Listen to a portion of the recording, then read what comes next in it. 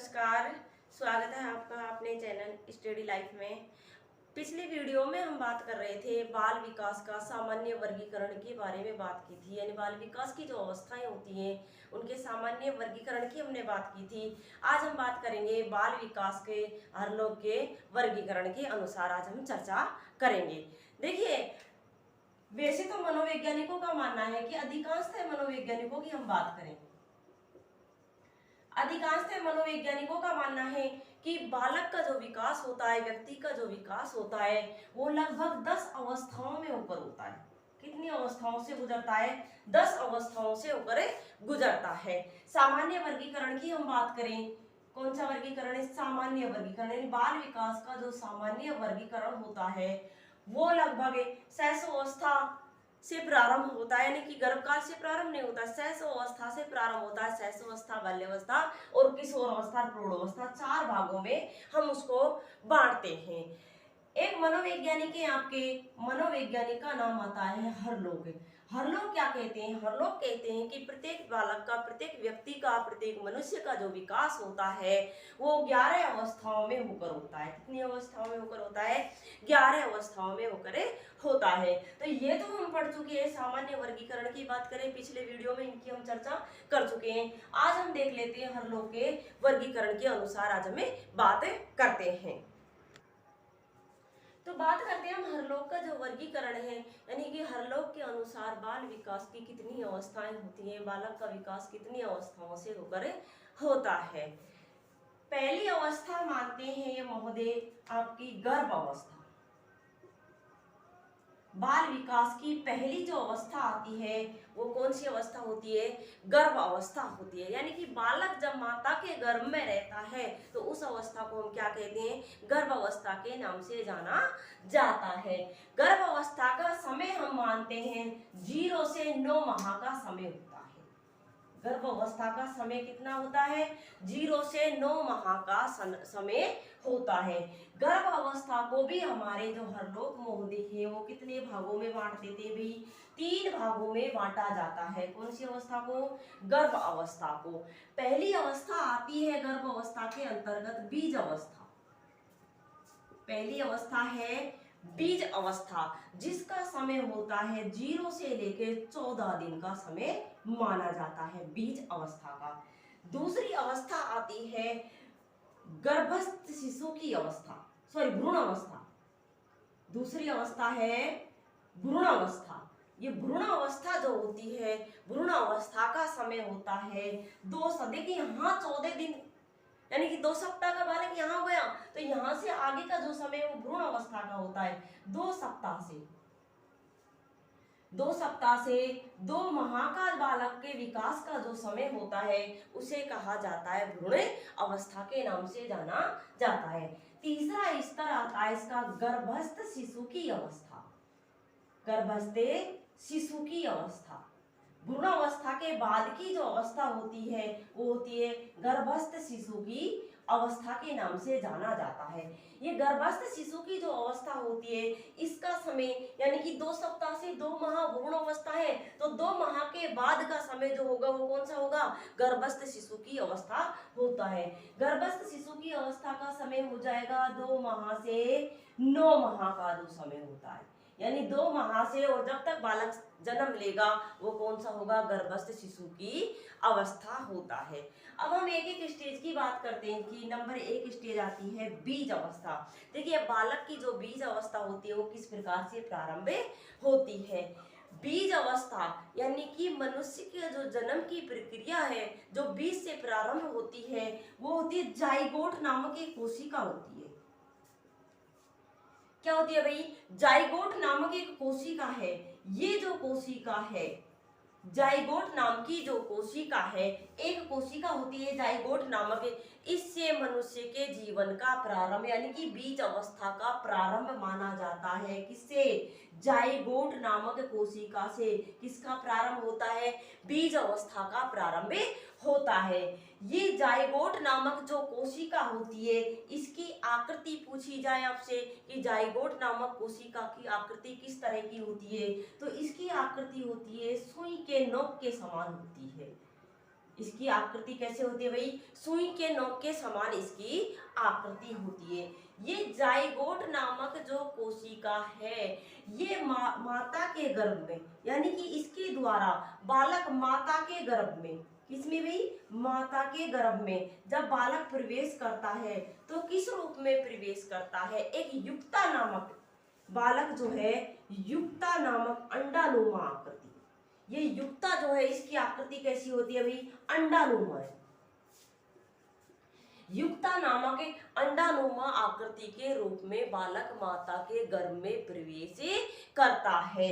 Zygote नामक कोशिका के माध्यम से बालक की बीज अवस्था प्रारंभ होती है और ये जाइगोट नामक कोशिका जो है युक्ता नामक अंडानुमा आकृति के रूप में बालक माता के गर्भ में प्रवेश करता है।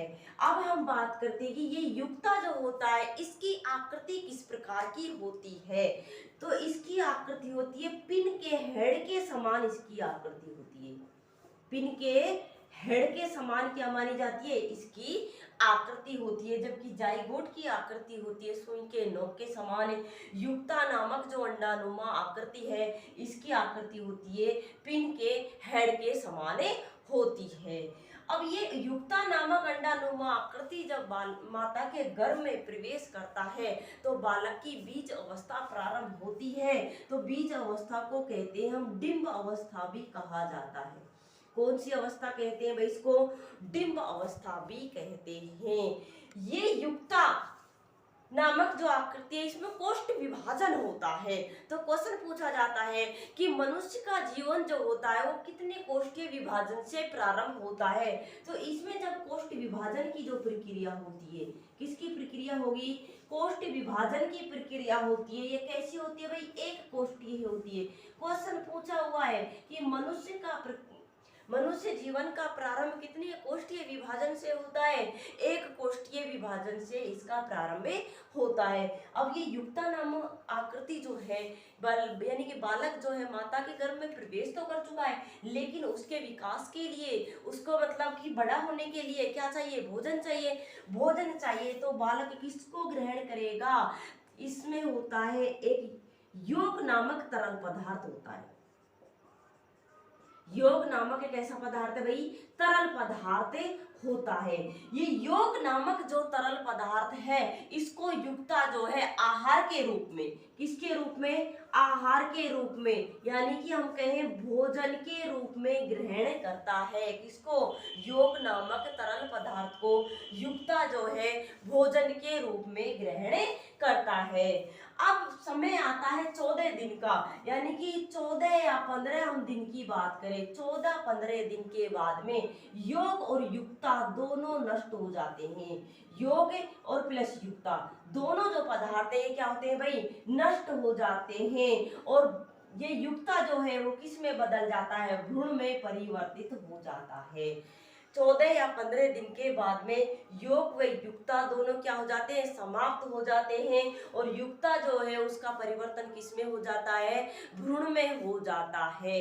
यहाँ 14-15 दिन का जो समय होता है इसमें योग नामक जो पदार्थ है आपका, या एक कोशिकीय जीव है, ये ट्यूब में रहता है।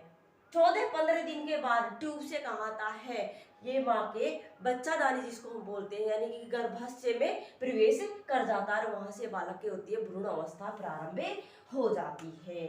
आगे हम बात करें कि बीज अवस्था जो प्रारंभ होती है, यानी कि इसको हम क्या बोलते हैं, गर्भ धारण जब होता है तो इसके लिए कौन सा हार्मोन उत्तरदायी होता है, गर्भ धारण के लिए कौन सा हार्मोन उत्तरदायी होता है, तो उसकी हम बात करें कौन सा होगा, प्रोजेस्टेरोन जो हार्मोन होता है, प्रोजेस्टेरोन हार्मोन गर्भ धारण के लिए क्या होता है, उत्तरदायी माना जाता है। यानी कि बालक की बीज अवस्था के प्रारंभ के लिए, यानी कि गर्भ अवस्था के प्रारंभ के लिए, गर्भ धारण के लिए जो हार्मोन उत्तरदायी होता है, प्रोजेस्टेरोन हार्मोन जो है वो उत्तरदायी होता है।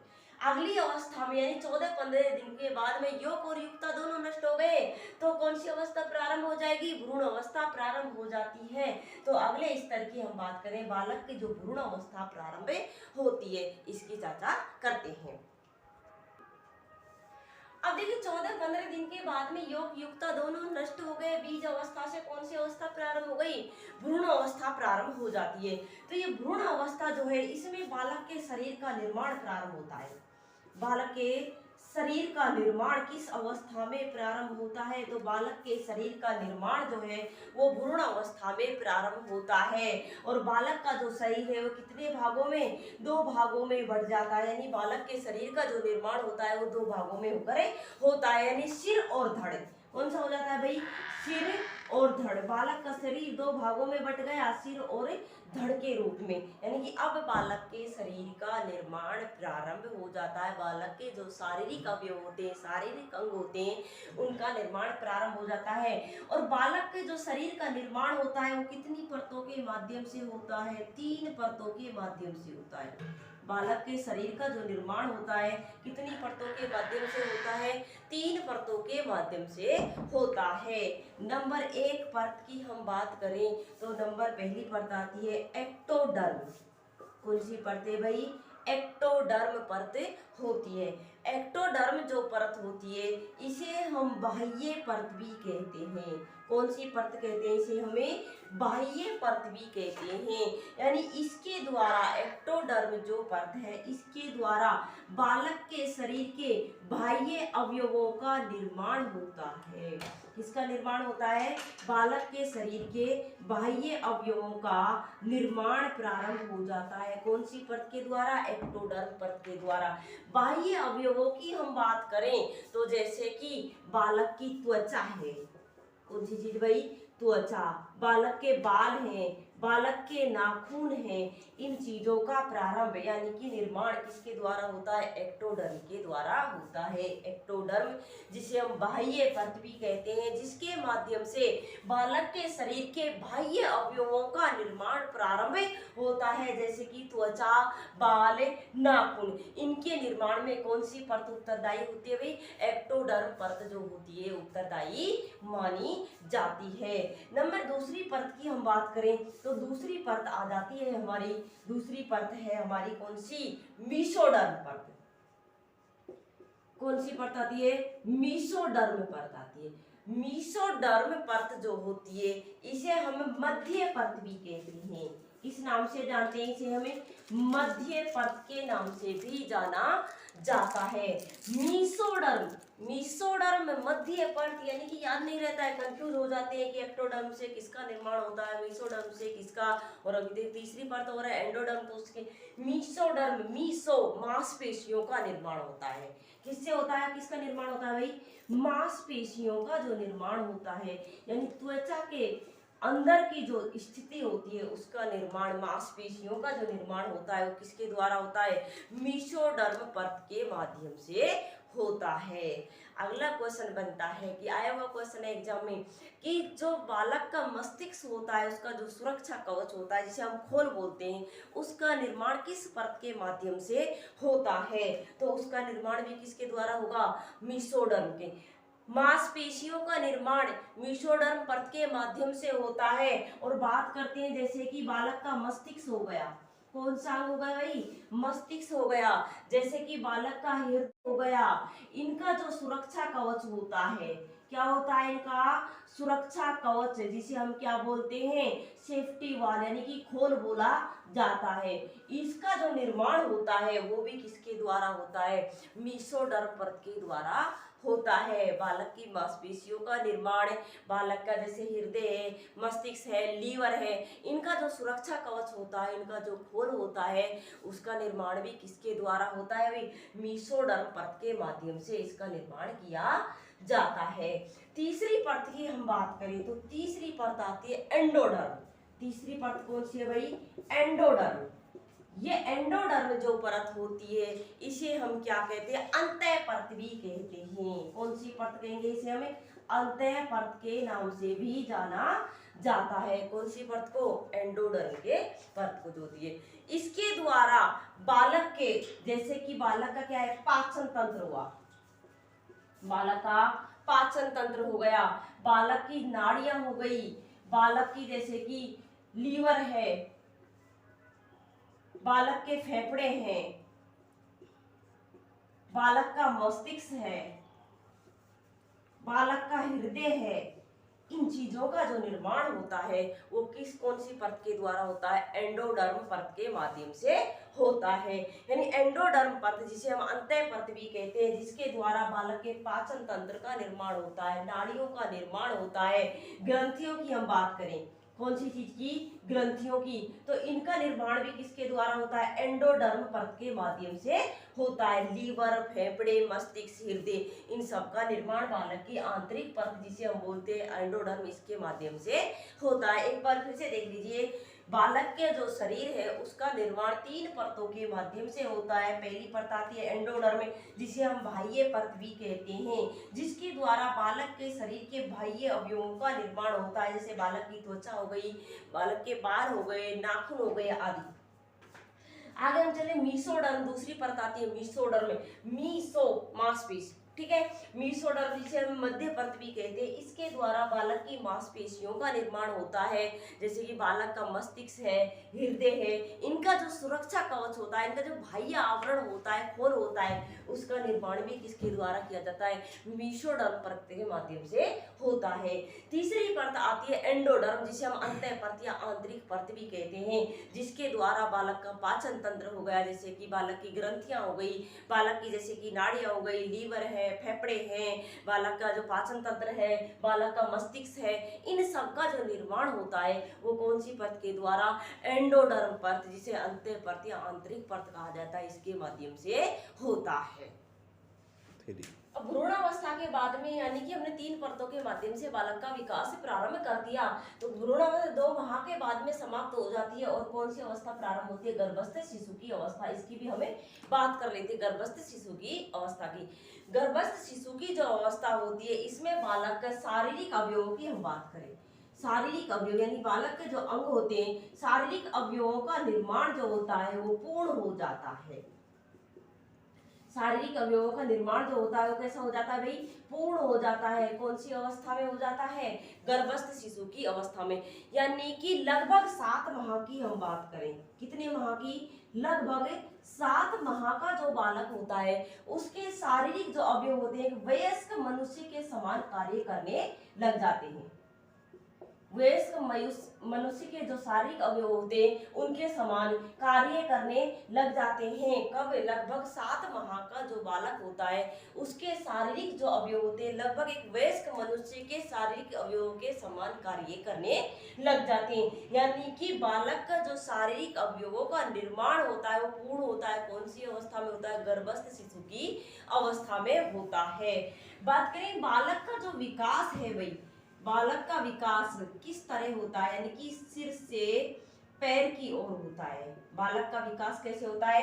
सिर से पैर की ओर होता है। क्रम पूछा गया है कि बालक का विकास किस क्रम में होता है, तो सबसे पहले किसका विकास होता है? सिर का विकास होता है। उसके बाद में किसका विकास होता है? धड़ का होता है। उसके बाद में बालक के हाथों का विकास होता है और फिर विकास होता है पैर का। इसीलिए तो हम शिरोपुंज भी कहते हैं, शीर्षपदीय सिद्धांत भी कहते हैं। तो बालक का जो विकास होता है सिर से पैर की ओर होता है और इस अवस्था में बालक लगभग अपने शारीरिक अवयवों को पूर्ण कर लेता है।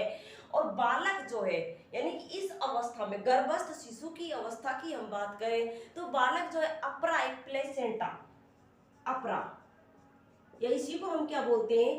प्लेसेंटा।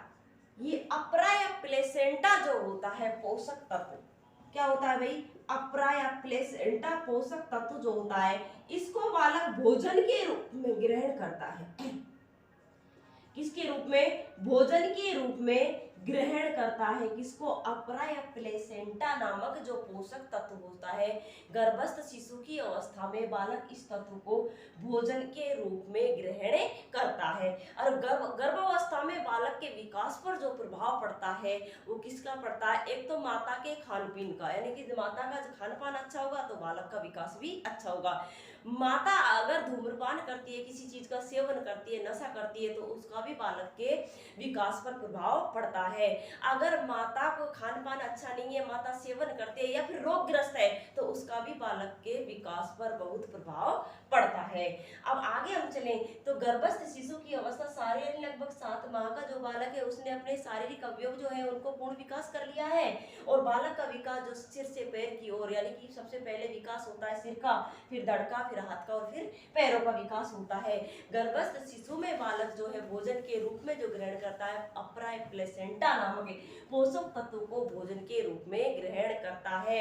और लगभग इसकी अगर हम बात करें तो यानी कितने दिन में बालक जन्म ले लेता है, कौन सा हार्मोन उसके लिए उत्तरदायी होता है। देखिए गर्भ धारण के लिए प्रोजेस्टेरोन हार्मोन उत्तरदायी होता है, लेकिन बालक जब जन्म लेता है, प्रसव के लिए बात करें, प्रसव के लिए बालक का कौन सा हार्मोन उत्तरदायी होता है, तो उसकी भी अभी हम चर्चा करते हैं। अब देखिए गर्भ धारण के लिए हम बात कर रहे थे, गर्भ धारण के लिए जो हार्मोन उत्तरदायी होता है वो प्रोजेस्टेरोन होता है। बालक की तीनों अवस्थाएं, बीज अवस्था, भ्रूण अवस्था, गर्भावस्था प्रारंभ हो गई तो अब बालक क्या लेगा, जन्म लेगा। अब बालक जब जन्म ले रहा है यानी प्रसव पीड़ा जो प्रारंभ होती है, बिना प्रसव पीड़ा के भी बालक का जन्म नहीं होगा। तो गर्भ धारण की हम बात करते हैं, गर्भ धारण के लिए कौन सा हार्मोन उत्तरदायी होता है, गर्भ धारण के लिए प्रोजेस्टेरोन हार्मोन उत्तरदायी होता है। कौन सा हार्मोन, प्रोजेस्टेरोन जो हार्मोन होता है ये गर्भ धारण के लिए उत्तरदायी होता है। लेकिन प्रसव पीड़ा की अगर हम बात करें कि प्रसव पीड़ा के लिए, प्रसव पीड़ा नहीं होगी तो बालक का क्या नहीं होगा, जन्म नहीं होगा, ये बालक के जन्म के लिए आवश्यक है। प्रसव पीड़ा के लिए कौन सा हार्मोन उत्तरदायी होता है, तो यह हार्मोन होता है ऑक्सीटोसिन हार्मोन होता है। ऑक्सीटोसिन जो हार्मोन होता है ये किसके लिए उत्तरदायी होता है भाई, प्रसव पीड़ा के लिए उत्तरदायी होता है ऑक्सीटोसिन हार्मोन।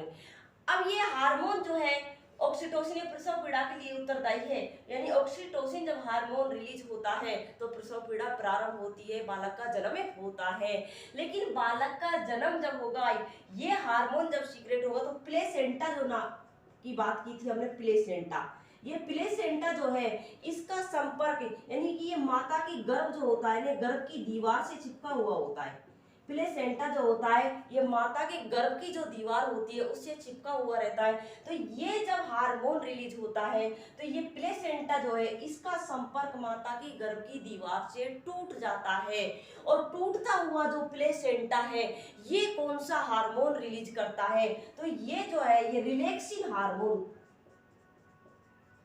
टूटता हुआ प्लेसेंटा यानी प्लेसेंटा का संपर्क जब माता की गर्भ से टूट जाता है तो प्लेसेंटा जो है वो रिलैक्सिन हार्मोन रिलीज करता है। और ये रिलैक्सिन हार्मोन जो है इसका कार्य क्या होता है, रिलैक्सिन हार्मोन का कार्य होता है ये यानी कि प्रसव जो होता है उसको आसान बनाता है, प्रसव की जो प्रक्रिया होती है उसे क्या बनाता है, आसान बनाता है। आसान किस प्रकार बनाता है, यानी कि ये प्रजनन जो नाल होती है, प्रजनन नाल होती है इसका आकार बढ़ाता है, प्रजनन नाल का क्या बढ़ा देता है, आकार। यानी कि प्लेसेंटा का संपर्क जब माता के गर्भ की दीवार से टूटता है तो टूटता हुआ प्लेसेंटा जो है वो रिलैक्सिन हार्मोन रिलीज करता है, और ये रिलैक्सिन हार्मोन जो है इसका कार्य होता है प्रजनन नाल जो होते हैं इसके आकार को बढ़ाना। अब प्रजनन नाल का जब आकार बढ़ जाता है तो प्रसव पीड़ा में आसानी होती है, यानी कि प्रसव आसानी से हो जाता है। अब बात करते हैं कि ये जो समय होता है यानी कि गर्भावस्था का जो समय होता है, लगभग बालक कितने माह में, कितने सप्ताह में, कितने दिनों में जन्म ले लेता है। तो यानी कि गर्भ काल की हम बात करें, गर्भावस्था के यानी बालक जो जन्म लेता है, बालक का जो जन्म होता है लगभग कितने 40 सप्ताह की बात करें, आपसे पूछा जाए कि गर्भावस्था का समय कितना होता है, सप्ताह की बात करता है तो लगभग 40 सप्ताह का समय माना जाता है। अगर दिन की बात करें कि गर्भावस्था लगभग कितने दिन में बालक जन्म ले लेता है तो 270 से 280 दिन जो होते हैं, अमूमन 270 से 280 दिन सामान्य जो गर्भकाल का समय होता है। लेकिन बात करते हैं माह की कि कितने माह में बालक जन्म लेता है, गर्भावस्था कितने माह की होती है, तो 9 माह की होती है। कितने माह की होती है, 9 माह की। लेकिन अगला क्वेश्चन बनता है, बात यही नहीं रुकती, अभी क्वेश्चन बनता है कि गर्भ अवस्था जो है या गर्भ काल का न्यूनतम समय कितना होता है। ये सामान्य समय है, सामान्यतः जो गर्भ काल होता है वो 40 सप्ताह, 270 या 280 दिन या फिर कितने का होता है, 9 माह का होता है। लेकिन हम बात कर रहे हैं कि न्यूनतम और अधिकतम गर्भ काल की न्यूनतम अवधि, गर्भकाल की न्यूनतम अवधि की अगर बात करें, यानी कि कम से कम कितना समय में बालक जन्म ले लेता है, और गर्भकाल की अधिकतम अवधि यानी अधिकतम कितने समय में जन्म लेगा। तो न्यूनतम जो समय होता है वो न्यूनतम समय होगा 180 दिन का। न्यूनतम समय कितना होगा? 180 दिन का। यानी 180 दिन का बालक जो होता है वो 6 माह का हो जाता है, और 180 दिन के बाद में 7वें माह में बालक कभी भी जन्म ले सकता है, रोज जीवित रह सकता है। अधिकतम समय, गर्भकाल का अधिकतम समय कितना होता है? तो अधिकतम समय होता है 330 दिन का। अधिकतम समय कितना होता है? 330 दिन का होता है। और एक बात और ध्यान रखना कि गर्भकाल जो होता है वो लड़कों की अपेक्षा लड़कियों का अधिक होता है, यानी कि लड़की जब जन्म लेती है तो उसका गर्भकाल थोड़ा अधिक होता है, जबकि लड़कों का जो गर्भकाल होता है वो सामान्य होता है, यानी कि अधिकतर 270 या 80 दिन में जन्म ले लेते हैं, लेकिन लड़कियां जो होती है वो थोड़ा अधिक समय लेती हैं। एक बार देख लो, जन्म गर्भकाल की हम बात करें, सामान्य समय ये होगा। सामान्य समय कितना होगा? 40 सप्ताह, 270 या 280 दिन का होता है, और माह की बात करें तो 9 माह। लेकिन क्वेश्चन पूछा जाए कि गर्भकाल की न्यूनतम अवधि कितनी होती है, तो 180 दिन होती है, और गर्भकाल की अधिकतम अवधि कितनी होती है? 330 दिन होती है। तो दोस्तों ये थी हमारी गर्भावस्था। अगर आपको हमारा वीडियो पसंद आया हो तो चैनल को लाइक और सब्सक्राइब कर दीजिए।